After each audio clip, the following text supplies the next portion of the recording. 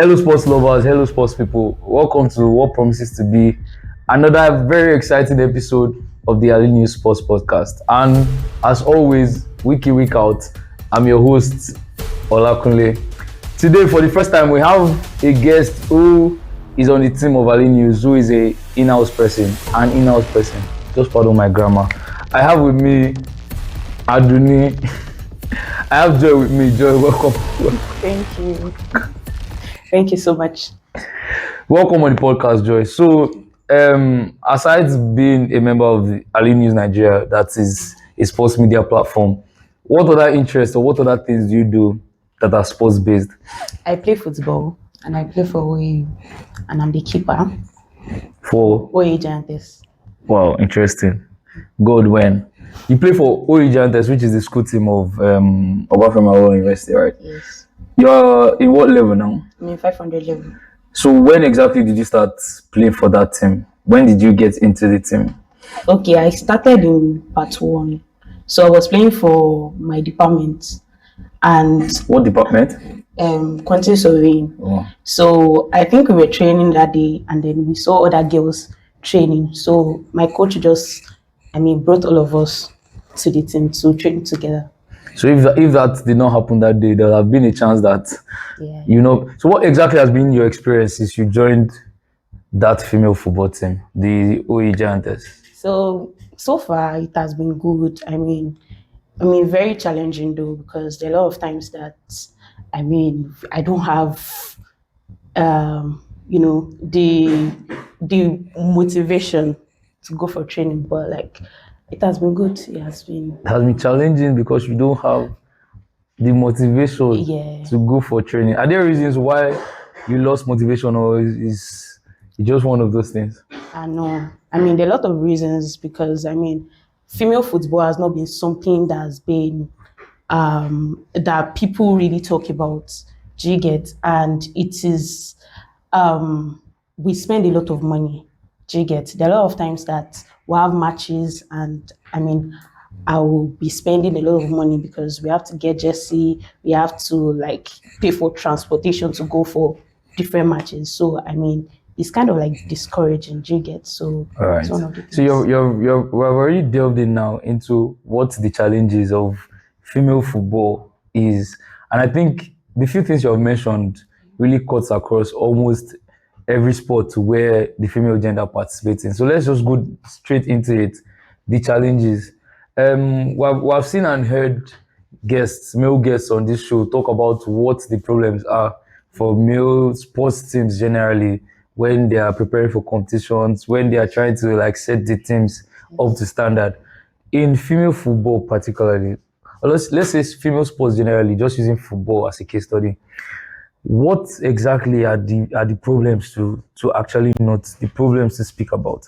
So one of the problems, like I said the other time, is financial support. So we don't have any financial I'm support. asking again because I want you to actually elaborate. Yeah. Let's see if this is a way we can make the right persons help solve these problems. Yeah. So we don't have financial support. Majority of the jerseys we've been using in Giantess, we all got it ourselves with our money. And all the matches we've been going for are sponsored by us. We donate money every time. If we have 3 matches in a week, we'll still drop money and we'll go for the matches. So, and we don't even have equipment. Equipment is one of the things that is disturbing us. We don't have much equipment. These equipments are the things we got with our own money. So there's no financial support. There's no financial support, Yeah. and the issue of facilities. Yeah. I think financial support is it's a broad topic. We're obviously going to have to call out for sponsors, but before we do that, very quickly, let's talk about facilities.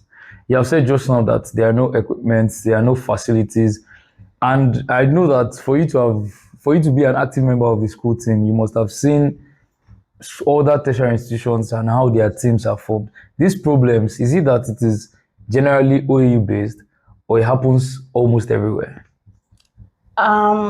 Actually, it's not just OAU based. I don't think it's OAU based because majority of the times when I check online and I see other schools, and I'm like, if these people have support, I feel like they're going to be bigger than the way they look. Do you get? Those are the enough. ones I see online. Fair Do you get? enough. So I feel like it's the same thing that happens all across. I think generally the female teams. So generally, it is like that in almost every institution Yes. in Nigeria. So you have heard we have a funding problem, we have a facility problem. Hopefully, the right persons get to watch this video, and we hopefully get to solve that problem. Now, I want to ask that if funding was put in place properly and facilities were not a problem, do you think that we are going to get more female athletes from colleges and tertiary institutions get up to professional level, like play for actual professional teams? Yes, I believe that we'll be able to get them because it will make training easier. And it's because money and financial stuff are the things that discourage a lot of people because we have countless True. people that have joined the team, especially OAU team. And whenever you see them around, you ask them, why are you no longer coming for training? Like, oh, I don't have money. I don't have this. I don't have that. Do you get? True. So I feel like when all these things are put in place, it will help us train better. I'm actually going to interject very quickly because on one episode too, talking about the male teams, we said particularly in that episode that certain athletes just want to do this thing for fun and do not aspire to even get to that height. So it looks as if even if you put in effort, athletes themselves are lazy and don't want to get there. Does the same apply to in this female scene? I don't think so. I feel like there are a lot of people that put in that work. Are you saying that, for example, we have 100 female athletes, about 80, 90 of them want to go professional? Not 90 per se, probably 60, 70. So 60, 70% Yes. of athletes in tertiary institutions actually aspire Yes. to go better, if not for these issues we have. Yes. So let's do this. We're going to do this we're going to do it like this in 30 seconds, 1 minute. I want you to look at the camera and actually talk to the persons that we're hoping will see this, the administrators, and actually plead, if that is the right word to use, for them to actually come and help and support female sports generally. Yeah, so to anyone watching this, please, we need your support. We need you to please help sponsor the female matches and encourage more females to play football and all.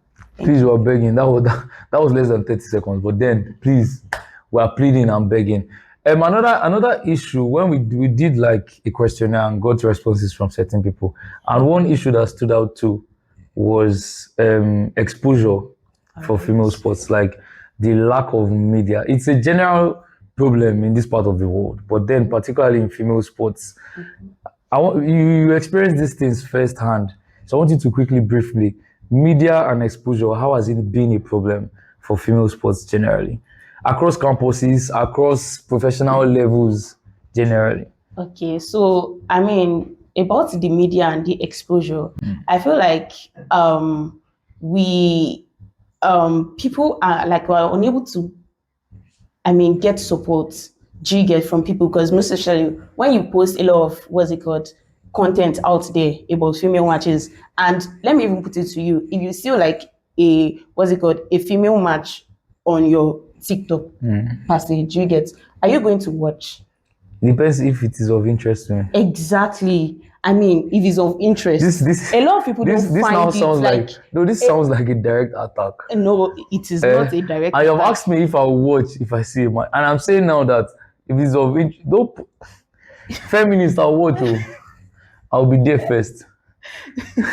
Please. I mean, this applies to majority of people. People don't find interest in these things. Except me. I'm very interested though. People don't find interest in a lot of these things, and I don't know why, because they feel like it is a child's play. Do you get? And this thing is not. It is the same as a guy's match, like male's match. It's the same thing as that.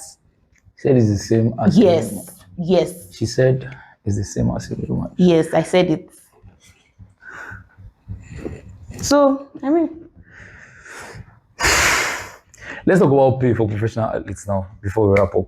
Pay for professional athletes. This is a very, very, very, because you have put me on the spot, let's quickly do it in 1 minute. I've heard many people ask across different platforms, across different podcasts. Do you think that female athletes should be paid as much as male athletes? of course, yes.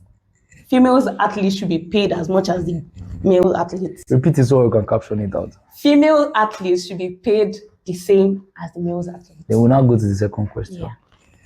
Why? Why? Because I mean, we are playing the same football.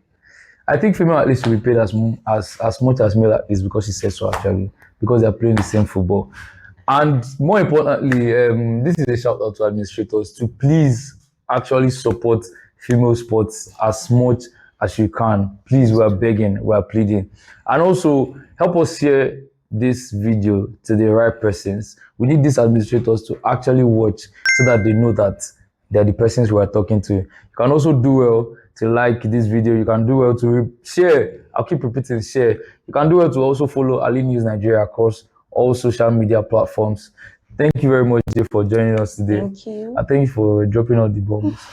But then, till next time, see you.